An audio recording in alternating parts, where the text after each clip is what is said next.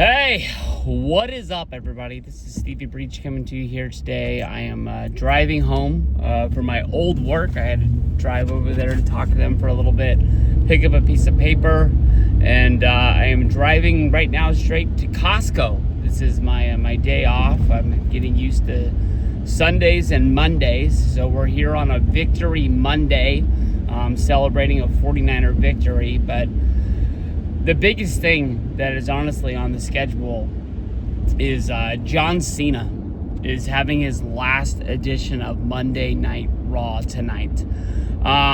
It's going to be a really, really big moment. I don't want to say it's going to be as big as his last PLE on Survivor Series. I don't want to say it's as big as his last match that's going to be on the Saturday night's main event. But ever since that draft,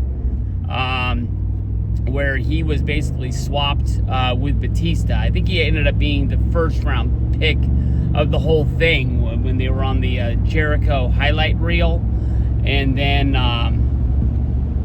he came out, and I think you saw the big surprise from Chris Jericho that he didn't even know who was coming out. So I don't even know how they planned the segment to be whatever it was going to be. But, from, I want to say, roughly 02 to 05, Cena was a SmackDown guy. He was the United States champion. When he moved over to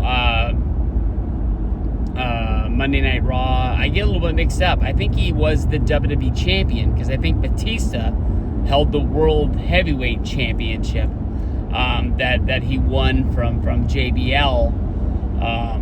But this is going to be a big one. I mean, you really think about how many editions of Monday Night Raw that John Cena was on. I heard a number, and I don't want to say the number because in my mind, I understand there's only one Monday Night Raw a week, and he hasn't been on all of them. I think that honestly, he's been on most of them. But as of late, he's missed more than he's been on. But thousands of episodes in my mind, going through the battles of when the guys wrestled each and every week. Now it seems like they kind of save guys, and they don't wrestle as much. I mean, you might see them fight.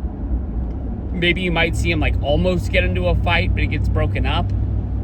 Enough action to keep the people in the arena happy.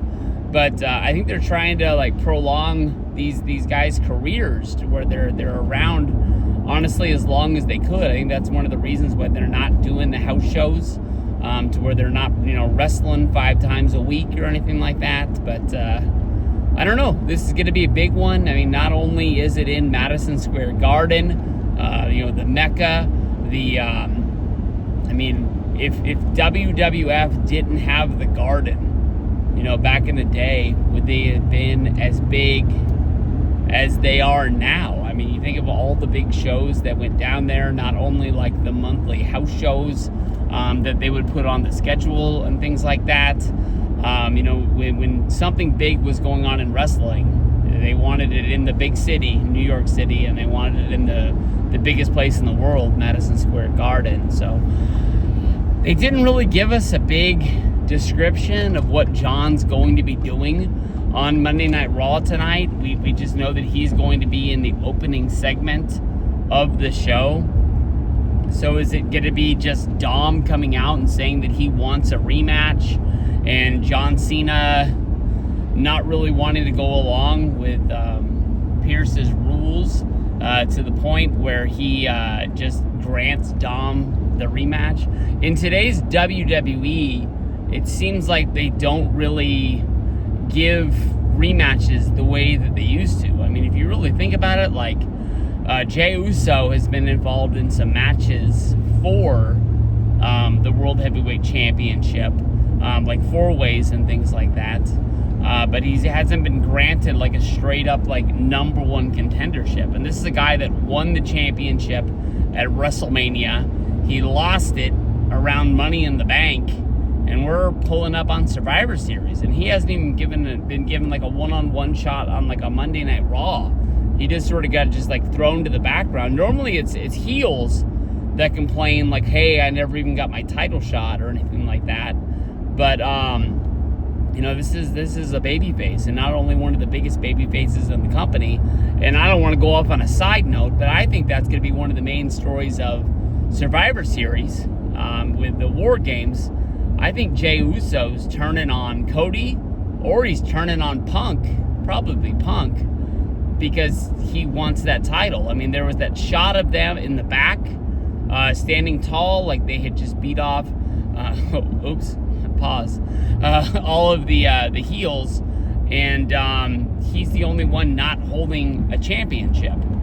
So do they add to this? Like, is maybe Cena not going the route of doing another match with Dom? Do they want to put Cena into War Games?